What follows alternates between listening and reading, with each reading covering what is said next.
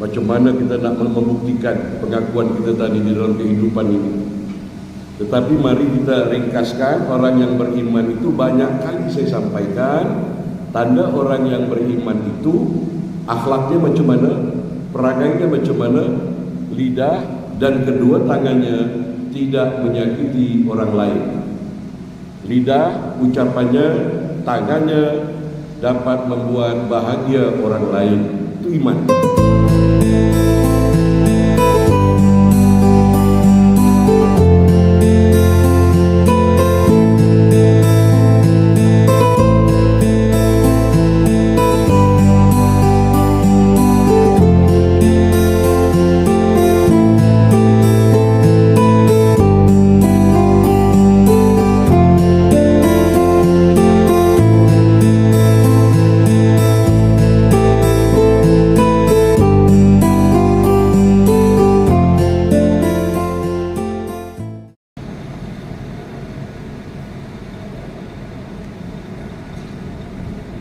Assalamualaikum warahmatullahi wabarakatuh.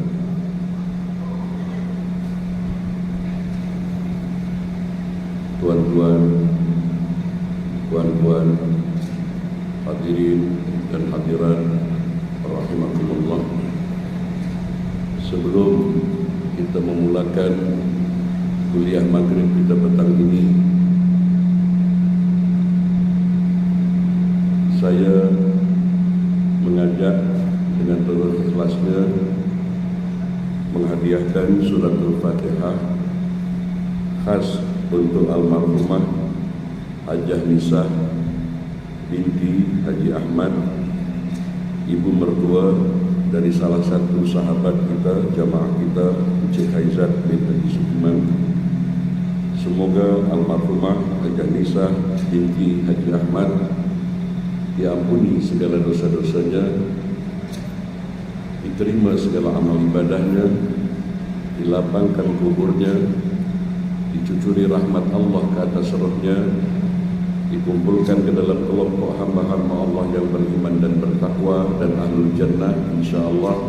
Al-Fatihah.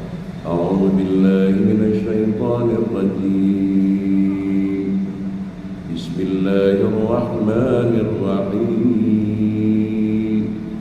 Alhamdulillahi rabbil alamin. Ar-Rahmanir Rahim. Maliki yaumiddin. Iyyaka na'budu wa iyyaka nasta'in. Ihdinas siratal mustaqim. Siratal ladzina an'amta 'alaihim ghairil maghdubi 'alaihim waladdallin.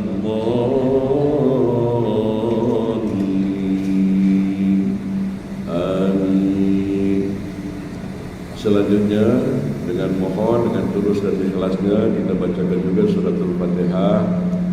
Kita doakan semoga salah satu volunteer masjid kita yang sedang sakit di hospital hari ini, Haji Yusuf bin Haji Nahar, semoga beliau disembuhkan oleh Allah Subhanahu wa taala dan dapat bersama-sama kita berjamaah dan melakukan aktiviti di masjid kita yang kita cintai ini. Al-Fatihah. A'udzu billahi minasy syaithanir rajim. Bismillahirrahmanirrahim. Alhamdulillahi rabbil alamin. Ar-Rahmanir Rahim. Maliki yaumiddin.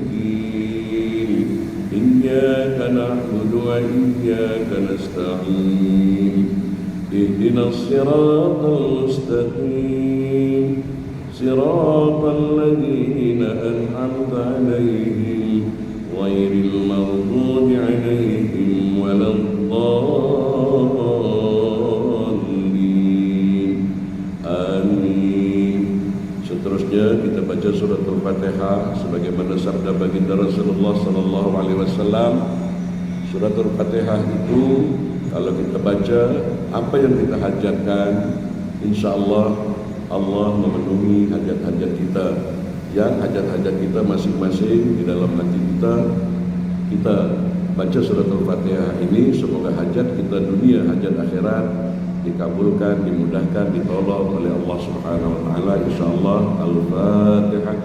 A'udzu billahi minasy syaithanir rajim.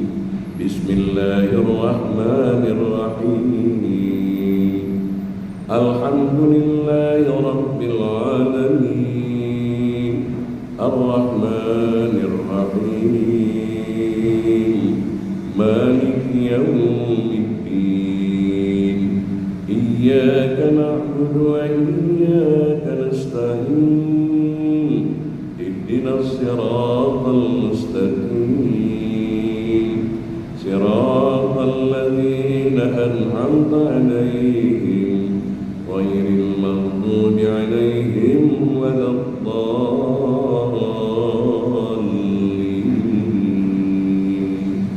Amin.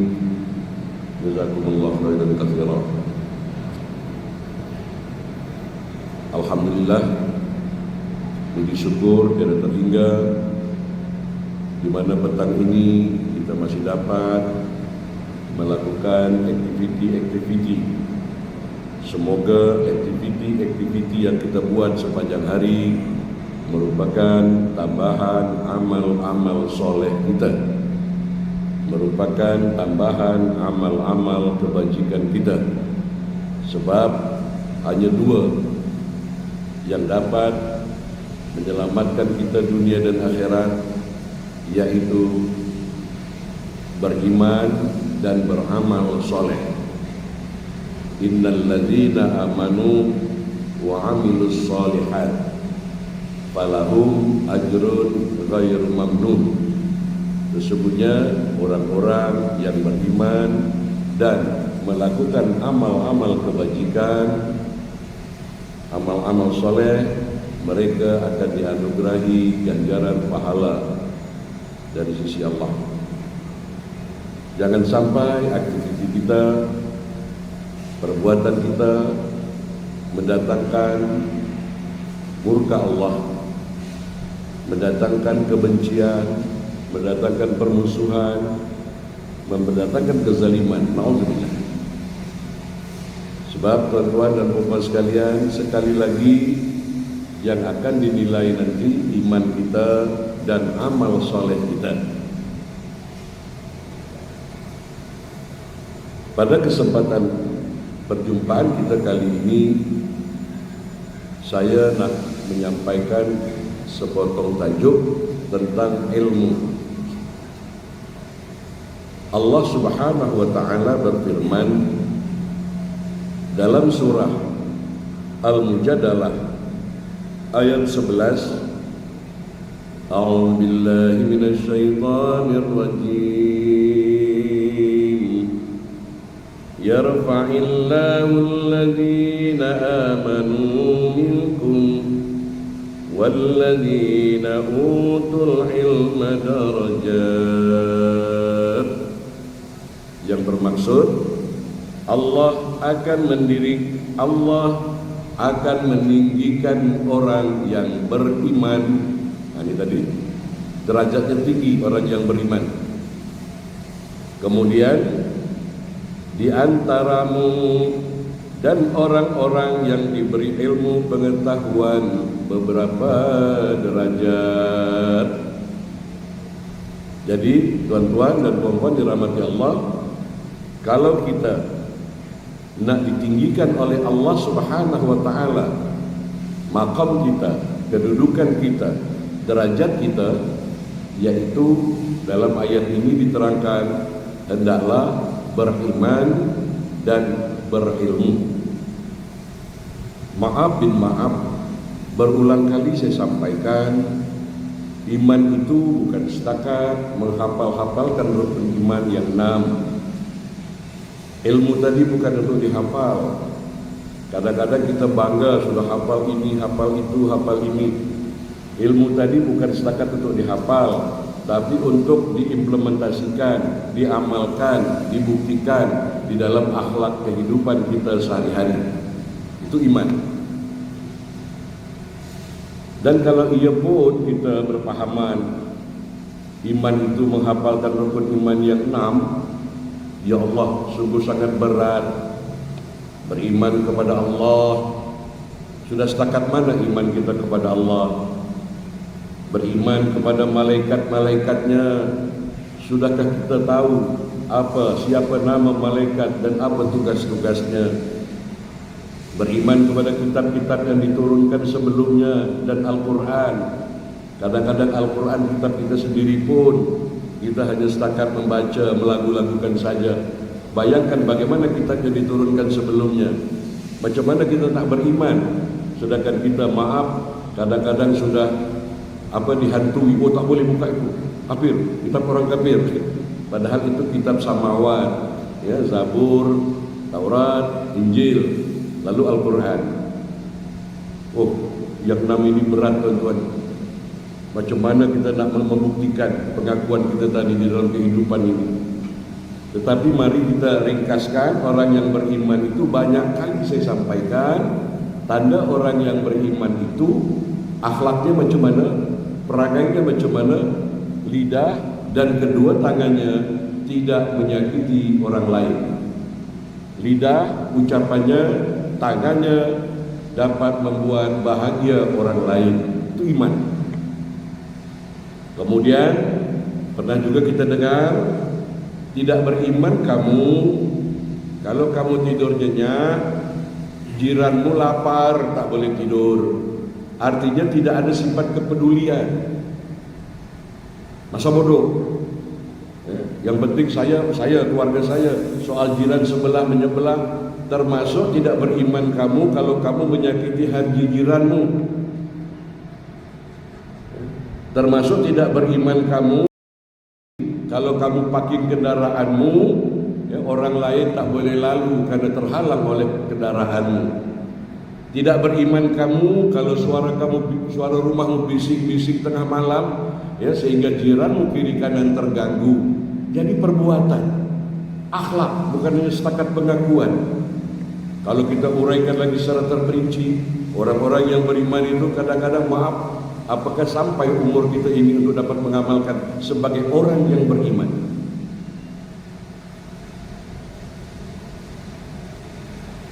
Jadi saudara-saudaraku sekalian, syaratnya supaya kita diangkat derajat kita oleh Allah Subhanahu wa taala hendaklah beriman dan berilmu.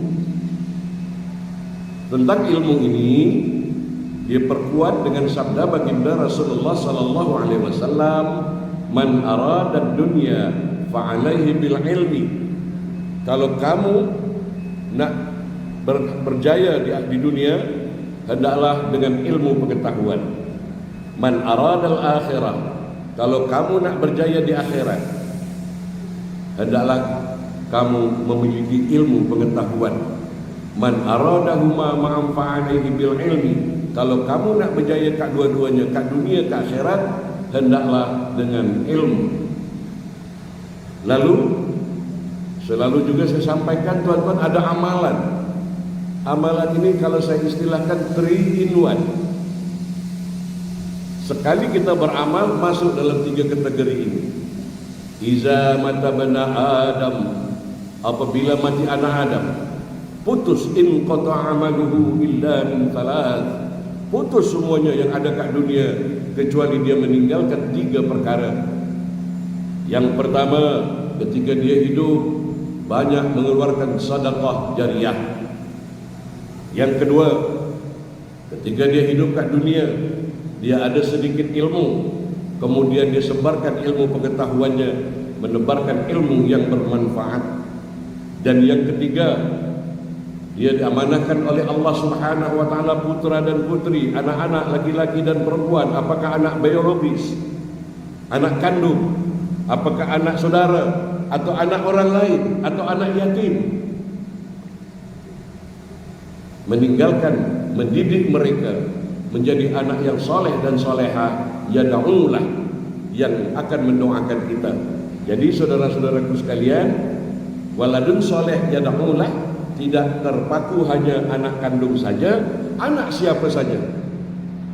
Anak siapa saja, kalau kita sempat menyantuni mereka, mendidik mereka menjadi anak yang saleh, tidak terputus pahala ganjaran di dunia dan di akhirat. Walaupun maaf, jasad kita sudah hancur dimakan cacing dan tanah, tapi 3 prestasi ini, 3 karya besar ketika kita hidup ini akan berterusan mencurah-curah ganjaran pahalanya. Yang pertama, sedekah jariyah.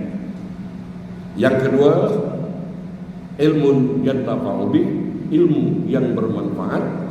Yang ketiga, waladun soleh yad'ulah, meninggalkan anak-anak yang soleh, yang mampu bukan saja setakat menebar bunga di atas pusara, dia juga mampu menguntaikan doa demi doa di atas pusara kita. Jadi saudara-saudaraku sekalian, masjid, madrasah, panti asuhan anak yatim, 3 ini masuk, 3 in 1. Masuk di masjid ini tempat ilmu pengetahuan, tempat disampaikan ilmu. Di madrasah tempat disampaikan ilmu. Kemudian ilmu yang disampaikan, ilmu yang bermanfaat. Kemudian orang yang belajar di masjid, di madrasah, di panti-panti asuhan anak-anak yatim, itu doanya sangat ijabah, doanya sangat mustajab. Bahkan kata Nabi SAW, anak yatim tadi nanti akan bersamaku majelisnya di surga. Subhanallah. Jadi saudara-saudaraku sekalian, ilmu yang tafa'u bih, ilmu yang bermanfaat. Kadang-kadang kita terlupa, kita hanya tertumpu bermanfaat untuk akhirat. Padahal umat lain, bangsa lain menumpukan fokus dalam sains dan teknologi, ekonomi, kimia. Itu ilmu yang bermanfaat. Malang bin Malang kita, karena berbeza tok guru, berbeza universiti, berbeza pahaman, ya, ilmunya tadi untuk bergaduh. Oh, ini ilmu kamu hadisnya lemah. Oh, ini ilmu kamu sesat. Terlalu berani menyesatkan. Yang berani menyesatkan, yang berhak menyesatkan, yang berhak menghakimi, ya saya sampaikan Sabtu lepas, ikrar kita ketika baca Al-Fatihah, Maliki Yaumiddin, yang menguasai hari pembalasan, yang menguasai hari kemudian. Artinya yang berhak memvonis, menghukum, menghakimi itu hanya Allah. Karena tak sepahaman dengan kita cap dia macam-macam, ya, bid'ah lah, sesat lah, ya. Macam dia itu sudah confirm, sedangkan kita berdiri di atas opini orang lain. Dari An Abi Hurairah, An Ibnu Mas'ud, yang kemungkinan jalurnya sanadnya tepat, dan juga kemungkinan hadis-hadis yang sudah ditunggangi untuk kepentingan-kepentingan lain. Oleh sebab itu, yang berhak menentukan benar atau salah, apa hukumannya kelak di dunia maupun di akhirat, jangan kita, tetapi Allah. Karena ikrar kita Maliki Yaumiddin, yang menguasai hari pembalasan, yang paling berhak untuk menghakimi, yang paling berhak untuk memvonis. Jadi saudara-saudaraku sekalian, mari kita kejar ini. Kalau kita nak ibadah ritual macam umat-umat terdahulu, dalam surah Al-Waqiah diterangkan, ya, apa itu wa qalilum minal akhirin, sangat sedikit sekali golongan orang-orang yang akhir. Tetapi kita dibagi peluang oleh Allah Subhanahu wa taala, raih 3 ini. Sebab ini bercanggah dengan kehendak hawa nafsu, mengeluarkan sebagian harta di jalan Allah. Oi, hawa nafsu berat, penat aku cari duit, cari harta, tiba-tiba nak aku wakafkan, nak aku infakkan, yang bercanggah dengan hawa nafsu. Kemudian diuji kita, kalau kita punya ilmu, lokek tak kita sampaikan ke orang lain. Ada setengah-setengah kita, kalau dia punya murid, dia tak takut, dia tak berani, dia tak mau kalau muridnya nanti kelak lebih bijak, lebih pandai dari dia. Sedangkan guru yang baik, ustadz yang baik, dia akan lebih bangga kalau anak muridnya suatu kelak lebih cerdas, lebih paham, lebih hebat dari dia. Sebagaimana Imam Malik dan Imam Asy-Syafi'i rahimahullah. Imam Asy-Syafi'i rahimahullah itu muridnya Imam Malik, tetapi keilmuannya melebihi dari gurunya Imam Malik rahimahullah. Jadi saudara-saudaraku sekalian, kemudian doa anak yang soleh. Doa anak yang soleh tidak harus formal, dia pergi ke kubur. Dia tidak harus formal di dalam masjid, di rumah ibadah. Tapi setiap gerak aktivitinya dia berniat, ya Allah, kalau perbuatanku ini mengandung ganjaran pahala, sebagian pahalanya hadiahkan kepada almarhum almarhumah kedua orang tuaku. Jadi tidak harus mutlak jadi ustaz, tidak harus mutlak jadi tu imam, ya, di dalam masjid, tidak. Bila-bila masa saja, kalau boleh setiap hari, jangan lupakan kedua orang tua kita. Apakah beliau masih hidup atau telah meninggal dunia? Bahkan untuk menggauli kedua orang tua kita, walaupun beliau sudah meninggal dunia, tetap kita harus menjalin silaturahim sama mereka, minimal dengan menghubungkan kaum kerabatnya, kemudian bersedekah untuknya, berbuat amal baik kita hadiahkan untuknya. Jadi saudara-saudaraku sekalian, orang yang berilmu dengan orang yang tak berilmu, maaf bin maaf, berbeza. Hari ini, tuan-tuan, maaf ya, hari ini contoh, tuan-tuan, ada sikit pangkat di pejabat atau di suatu kilang. Itu orang yang punya ilmu, punya kelulusan, itu beza dengan orang yang hanya primary school misalnya, ya. Tapi kalau kita ada secondary school, O level, apalagi university dengan ilmu, kedudukan kita berbeza. Makanya tuan-tuan dan bapak sekalian, Al-Quran menyatakan kedudukan orang yang berilmu tadi derajatnya lebih tinggi. Nah, ilmu di sini sebetulnya maaf tidak ada pembagian. Ilmu ukhrawi, ilmu duniawi, ya, kalau menurut saya semuanya sama. Ilmu tentang kedokteran, ilmu membedah anatomi tubuh, itu ilmu dunia, ilmu ukhrawi, ya. Ilmu membuat kapal, karena Al-Quran menerangkan macam mana kapal feri yang berat bertantan tadi tidak tenggelam, itu juga ilmu dunia, ilmu ukhrawi. Jadi ilmu ukhrawi tadi bukan menghafal-hafalkan hadis, fikih, ya, bukan itu saja, tetapi ilmu yang bermanfaat. Kalau kita mau jujur, tuan-tuan dan puan sekalian, jangan kita marah atau emosional, ya. Sudah berpuluh tahun tempat-tempat kita belajar jarang menumpukan sains dan teknologi. Yang ditumpukan ilmu, ya, tentang itu tadi, ilmu air ini mustakmal apa tidak, sentuh kulit batal atau tidak, ya, menghalusi sholat. Sementara umat lain ditambah ekstra kurikulum, ya, dengan menambahkan sains dan teknologi. Artinya apa? Ilmu yang bermanfaat. Bahkan malang bin malang, dunia pendidikan kita dicampuri politik untuk bergaduh, untuk bertengkar, untuk bermusuh-musuhan, untuk saling membenci. Sementara umat lain, masya Allah, kalau dia tak nyambung dengan penyepahaman kita, senang-senang kita dituding dia, oh liberal, oh ikut pahaman Yahudi, Nasrani, masya Allah, ya. Karena ilmu tadi di mana saja ada, ambil. Itu adalah milik kita yang terlepas. Jadi di mana saja kamu mendapatkan peluang untuk ilmu, itu ambillah peluang. Dan saya minta maaf lagi tuan-tuan, ya, jangan marah. Saya sampaikan, kalau diterima alhamdulillah, kalau tidak diterima ya terpulang. Duduk macam ini hadis Nabi, bukan setakat saya. Duduk macam ini, mendengarkan majelis ilmu, duduk dengan tertib, konsen mendengar khutbah Jumat, ada kuliah subuh, itu lebih utama dari sembahyang sunat 1000 rakaat. Lebih utama dari sembahyang sunat 1000 rakaat.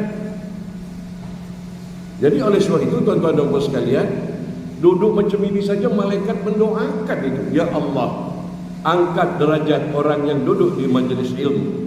Ya Allah, ampunilah dosa orang yang duduk di majelis ilmu. Yang berdoa malaikat, bukan Burhanuddin.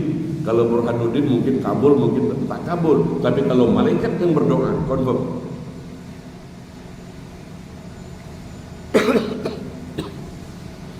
Jadi saudara-saudaraku sekalian, tentang ilmu pengetahuan ini, apalagi di zaman modern seperti sekarang ini, zaman globalisasi, menjadi satu perkara yang tak dapat dihindari. Apabila kita cuai dengan ilmu, kita hanya setakat menjadi penonton, tidak mampu menjadi pelakon. Ujung-ujungnya kita hasad, dengki, iri hati, tengok orang berjaya, tengok orang maju. Kita tak mampu menjadi pelakon, hanya menjadi penonton kejayaan orang lain. Saya ambil contoh saja. Ya, kadang-kadang kita malas berpikir. Kita hanya penonton orang-orang yang buat handphone. Zaman sekarang, dari pagi sampai petang, siapa yang tidak memerlukan handphone? Adakah produk kita? Betapa banyak tertolong dengan handphone ini, dengan internet, ya, GPS. Macam saya katakan dahulu, GPS. Kalau kita nak cari rumah orang, zaman dulu turun dari kendaraan, tanya, "Cik, tuan, tahu tak rumah si Fulan bin Fulan?" Kadang-kadang terjumpa, kadang-kadang tak jumpa. Tapi sekarang berkat sains dan teknologi, ilmu pengetahuan, GPS tekan, sudah senang kita, turn right, ya. 100 km turn left, gitu kan ya. Sehingga kita tak payah sibuk-sibuk turun dari kereta, sehingga kita dapat mencari alamat yang kita cari. Ini harus disadari, harus disyukuri, ya. Kita menikmati produk-produk yang Masya Allah, yang kadang-kadang kita caci maki, kita neraka-nerakakan mereka. Nanti malam kita tidur nyenyak. Kita tidur nyenyak, tuan-tuan. Tapi ada di belahan negara lain, mereka tak tidur. Mereka ada dalam laboratorium. Macam mana untuk mengatasi kuman, macam mana mengatasi bakteri diteropong, sampai mereka tidak tertidur malam karena memikirkan manfaat untuk umat manusia. Ini lampu ini. Kadang-kadang kita tidak sadar. Senang kita baca Quran malam, kita berjalan di tempat yang sunyi karena terang benderang aman. Produk-produk macam ini ilmu pengetahuan. Jangan sampai kita terjebak dengan ilmu-ilmu khayalan, tuan-tuan. Masa Quran, doa-doa maksurat diimbali dengan hal-hal yang remeh-temeh, yang murah begitu. Kita baca sekian kali, nanti kita, jadi sekali lagi, tuan-tuan, ilmu tadi bukan untuk setakat dilafazkan, bukan setakat untuk dihafal, tapi untuk diterjemahkan, dipraktekkan, dibuat eksperimen, lalu bermanfaat untuk sesama umat manusia. Jadi kita hari ini tak boleh mengelak. Di zaman globalisasi ini, kita tidak boleh mengelak tentang kemajuan ilmu pengetahuan. Ya. Dulu waktu Imam Asy-Syafi'i rahimahullah membuat fatwa, ya, apabila 2 marhalah jamak solat 62 km. Mari kita gunakan akal kita yang cerdas. Ketika Imam Syafi'i mengeluarkan fatwa itu tidak salah, benar, sesuai dengan keadaan umat ketika itu. Dan zaman dulu belum ada jalan tar macam ini, jalan tikus pun Masya Allah. Kalau zaman sekarang kita ikuti perkembangan zaman. Kalau dalam Quran, pergilah kamu berhaji dengan naik onta kurus.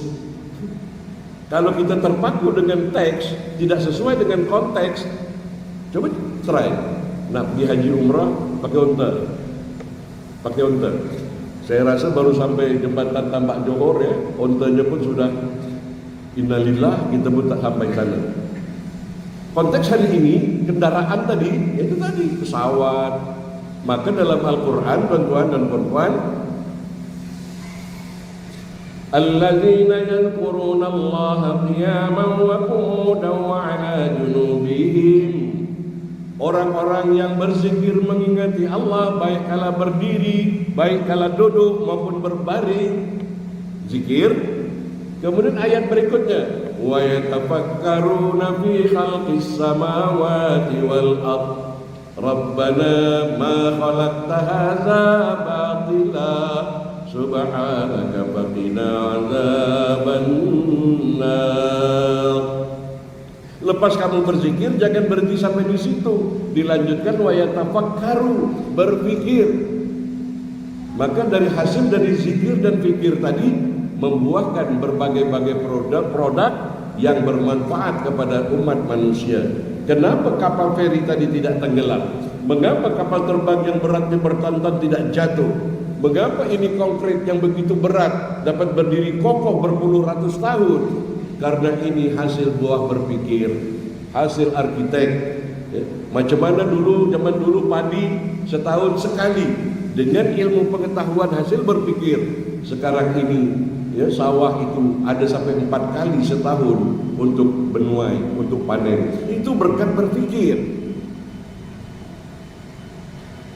Kita makan asalnya dulu pakai daun pisang, ya. Tapi sekarang sudah pakai pinggan, porselen, seramik dengan sudu garpu, hasil berpikir. Maka dalam Quran bertebaran, afala yatafakkarun, afala ta'qilun. Jadi saudara-saudaraku sekalian, mudah-mudahan ini diwarisi untuk anak cucu kita lah. Kalau kita mungkin saya sendiri pun sudah terlambat. Ya. Ilmu perbankan, macam mana mengatur keuangan, ya. Macam mana kadang-kadang Masya Allah kita fokus riba, fokusnya itu saja. Ya. Padahal kalau kita baca Al-Quran dengan cermat, ya, janganlah kamu memakan riba secara berlebih-lebihan. Perhatikan, secara berlebih-lebihan. Kalau kita nak cakap riba, tuan-tuan, kurma yang datang dari Mekah sana, itu pakai jasa bank. Ya. Perusahaan-perusahaan kapal terbang yang kita nak pergi haji umrah tadi pakai jasa bank. Ya. Jadi saudara-saudaraku sekalian, di situ wawasan kita harus luas lah. Jangan kita dipanas-panasi. Ini pahaman ini pahaman ini, haram, nanti masuk neraka. Nah, jadi saudara-saudaraku sekalian, kita tidak dapat mengelak tentang ilmu pengetahuan di zaman sekarang ini. Dalam perkembangan zaman seharusnya kita imbangi dengan pendidikan dan ilmu yang dapat menyaring dan membantu kita dalam memilih dan memilah hal-hal yang baik dan buruk. Jadi tujuan ilmu tadi saudara-saudaraku sekalian agar kita dapat menapis, agar kita dapat memilih dan memilah mana yang baik, mana yang buruk. Jadi saudara-saudaraku sekalian, itu berbijak-bijak. Karena dia bijak, dia berilmu, dia dapat, oh ini tak betul, ini baik, ini tak baik, ini lebih menguntungkan, ini banyak terlalu buang energi misalnya dengan berilmu. Kan pernah dengar tuan-tuan, betapa derajatnya orang yang berilmu tadi. Iblis laknatullah lalu lalang tengah malam di masjid. Di situ ada al-abid, orang yang kuat ibadah tapi ilmunya kurang. Kemudian di sebelah al-abid tadi ada al-alim. Orang alim itu bukan orang yang kuat ibadah, orang alim itu orang yang berilmu. Ada orang yang berilmu sedang tidur.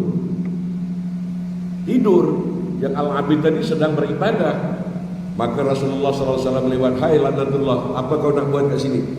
Maka Iblis tadi menjawab, aku nak kacau itu al-abid yang sedang beribadah ritual, tapi ilmunya tak seberapa. Tapi aku tak boleh kacau, tak boleh masuk. Apa pasal?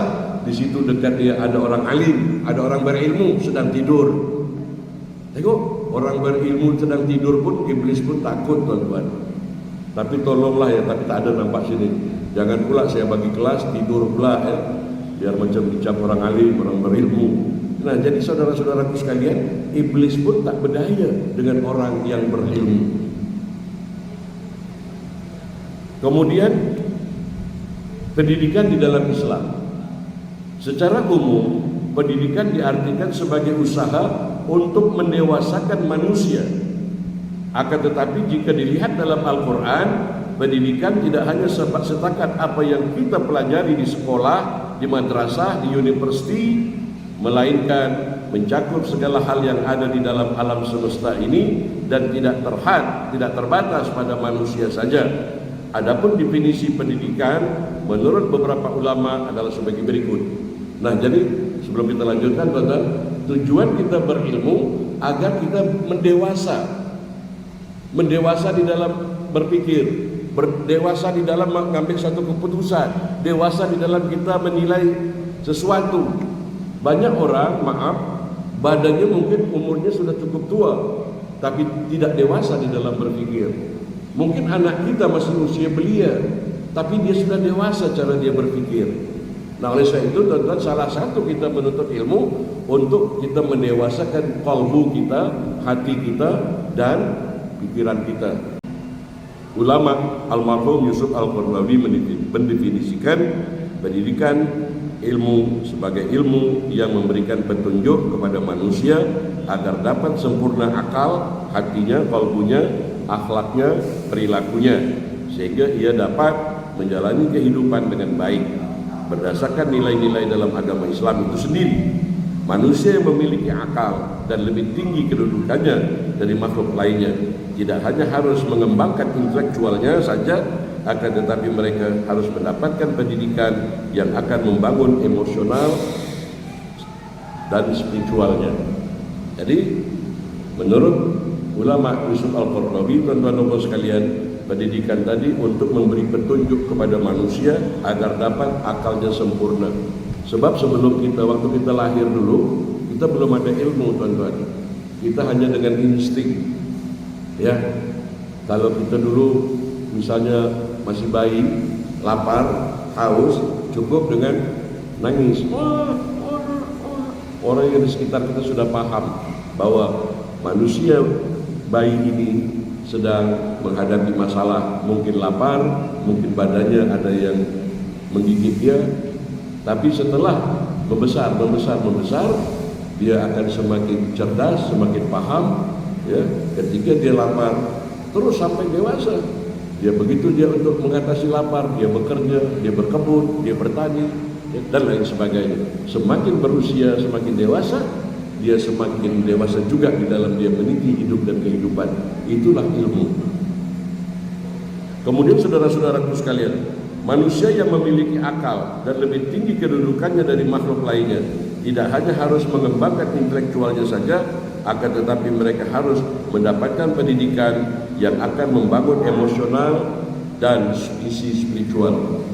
Jadi salah satu tujuan orang berilmu, tuan-tuan, agar dia dapat mengawal, agar dia dapat mengontrol emosionalnya.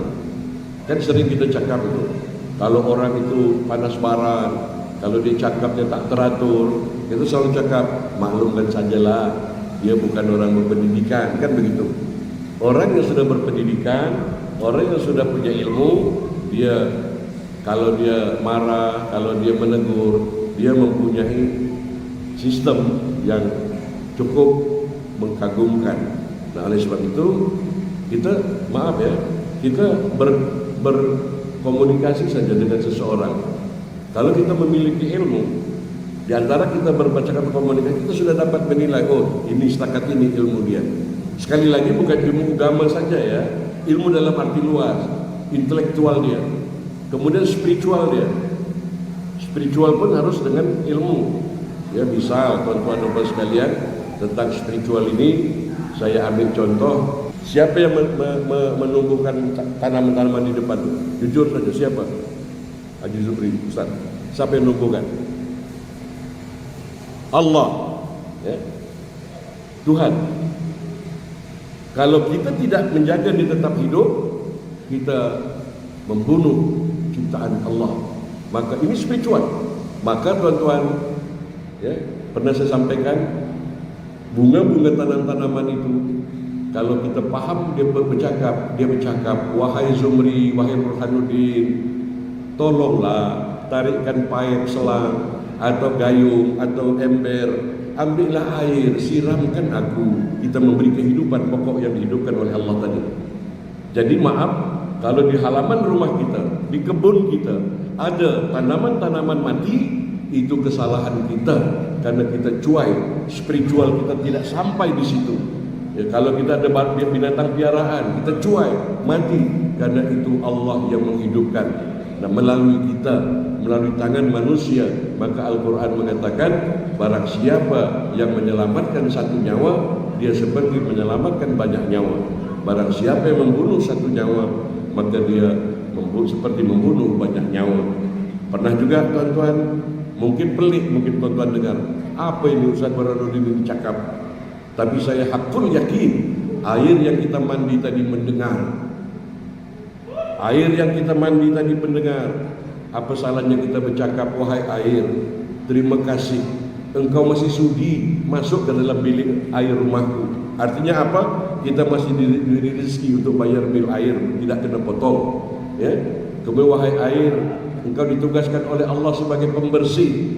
Dengan izin Allah aku menyirami tubuhku. Wahai air, dengan izin Allah bersihkan penyakit jasmani dan rohani yang ada dalam diriku. Buangkanlah racun-racun yang ada dalam jasmani dan diriku. Begitu kita minum. Kita minum tuan-tuan, semoga air yang masuk dalam kerongkongan kita ini dapat menurunkan mungkin racun-racun yang tidak baik dalam paru-paru kita. Apalagi zaman sekarang ini batuk-batuk, sekarang ini saya sendiri batuk tuan-tuan. Banyak-banyak minum air. Tapi jangan lupakan Allah. Di situ hidup penuh kesadaran. Wahai air, terima kasih aku masih mampu beli. Terima kasih air, dan engkau ditugaskan oleh Allah sebagai pembersih. Maka bersihkanlah kotoran yang dalam jasmani dan rohaniku. Ini jarang kita sadar. Jebar jebur ya. Kalau kita kena potong tak bayar apa itu namanya itu di sini, elektrik dengan air itu. Apa company? Komplain. Padahal disitulah kita masih boleh bayar bil air, bil listrik. Itu Allah masih memurahkan rezeki kita, maka kita bersyukur, manfaatkanlah sebaik-baiknya. Begitu juga saya tuan-tuan mengajar begini. Sebab apa? Allazina yazkurunallaha qiyaman wa qu'udan. Walaupun mulut saya bercakap begini, saya tetap harus berhubungan dengan Allah, karena kita tidak ada apa-apa. Yang hanya memberi pimpinan, memberi petunjuk, memberi ilmu hanya Allah Subhanahu wa taala. Ya. Jadi spiritual kita harus kita asah. Ya. Nah, begitu juga waktu kita bangun pagi spiritual kita, ya Allah, boleh kita yang lapas bahasa Arab, alhamdulillahillazi ahyana ba'dama amatana wa ilaihin nusyur. Itu pun jarang kita pahami maknanya. Boleh kita susun sendiri. Ya Allah, terima kasih Engkau masih memberi aku peluang kesempatan untuk hidup hari ini. Ya Allah, aku bermohon kehadiratmu. Semoga sejak pagi ini sampai petang dan sampai malam nanti, jangan ada makhluk ciptaanmu menderita berpunca karena aku. Dan ya Allah, semoga hidupku hari ini menjadi kepanjangan tanganmu penebar kasih sayang. Semoga apapun makhluk ciptaan Allah yang aku jumpai hari ini berbahagia, berpunca karena perbuatanku. Karena tuan-tuan dan puan-puan, sebesar-besar amal pahala yang kamu dapat memasukkan rasa bahagia kepada orang lain. Dan dosa yang paling berat, kita tak sadar atau sadar, kita menyakiti orang lain dengan ucapan, dengan perbuatan, zalim, fitnah, menyebarkan berita bohong dan lain sebagainya. Jadi itulah yang disebut dengan amal soleh. Kemudian tuan-tuan dan puan sekalian, dalam pengertian yang lain, ilmu sebagai tarbiyah, ta'lim, yaitu pendidikan Islam dengan istilah tarbiyah yang berasal dari kata dalam bahasa Arab rabba. Rabba yang dimaksudkan memberi makan, memelihara dan mengasuh. Waqfid lahuma janahan dzulli minar rahmah wa qur rabbirhamhuma kama rabbayani shaghira. Dan rendahkan dirimu terhadap mereka berdua di sini kepada ayah dan bunda kita. Rendahkan dirimu bukan jongkok-jongkok saja, tapi rendahkan suaramu. Ya, segala gestur gerak tubuhmu hendaklah berlaku takzim kepada kedua orang tua kita, dan ucapkanlah Rabbirhamhuma kama rabbayani shaghira. Wahai Tuhanku, sayangilah keduanya sebagaimana mereka mendidik aku semasa kecil dulu. Jadi tuan-tuan dan puan sekalian, satu lagi ayat saya bacakan di sini ketika pendidikan ilmu yang disebut dengan istilah ta'lim yang bermakna pengajaran atau penyampaian ilmu pengetahuan sebagaimana disebutkan dalam firman Allah yang berikut ini dalam surah Al-Baqarah 31, wa 'allama Adama al-asma'a kullaha thumma 'aradahum 'alal malaikah faqala anbi'uni bi asma'i haula'i in kuntum shadiqin. Dan dia, yakni Allah, mengajarkan kepada datuk kita Adam nama-nama benda-benda seluruhnya, kemudian mengemukakannya kepada para malaikat lalu berfirman, sebutkanlah kepadaku nama benda-benda itu jika kamu memang benar-benar orang yang benar. Jadi saudara-saudaraku sekalian, Allah telah memberikan kelebihan dengan datuk kita Nabi Adam AS dengan mengajarkan, menerangkan berbagai ilmu. Pernah tak kita berpikir tuan-tuan, misalnya buah rambutan, siapa dulu datuk nenek moyang kita yang tahu bahawa benda ini kita makan tak mengandung racun, mengandung nikmat, ya? Kemudian pokok yang beracun, siapa datuk nenek moyang kita dulu yang mengajarkan kepada kita bahawa buah itu jangan kamu telan, itu mengandung racun. Kemudian air, apakah air ini mengandung manfaat ataukah air ini membawa mudarat, ya? Siapa yang menemukan beras, padi, nasi yang nak kita makan, kalau itu confirm menyihatkan badan. Nah, kita makanya tuan-tuan, puan-puan, kita tidak boleh derhaka dengan kedua orang tua. Bukan saja kedua orang tua kandung, kita juga tidak boleh derhaka dengan nenek moyang kita, karena nenek moyang kita dulu juga sangat berjasa. Jangan kita sumpah-sumpahkan mereka karena tidak sama dengan kita. Wah, mereka masalah, na'udzubillah, tsumma na'udzubillah. Karena nenek moyang kita banyak memberikan pengetahuan untuk meniti kehidupan ini di dunia wal akhirat. Terima kasih atas perhatiannya. Saya selalu mendoakan tuan-tuan dan puan-puan, doakan saya juga semoga tuan-tuan dan puan-puan bersama keluarga, bersama anak cucu sentiasa sehat sejahtera, sehat walafiat, cukup rezeki, berkah rezeki, dan terlindung dari segala kejahatan-kejahatan yang datang dari golongan jin dan manusia. Dan sebagai umat Islam juga kita tidak salah mendoakan negeri Singapura ini supaya keamanan, kedamaian, keharmonian, kemakmuran berkekalan sepanjang zaman sampai ke anak cucu kita. Amin ya rabbal alamin. Wabillahi taufiq wal hidayah. Wassalamualaikum warahmatullahi wabarakatuh.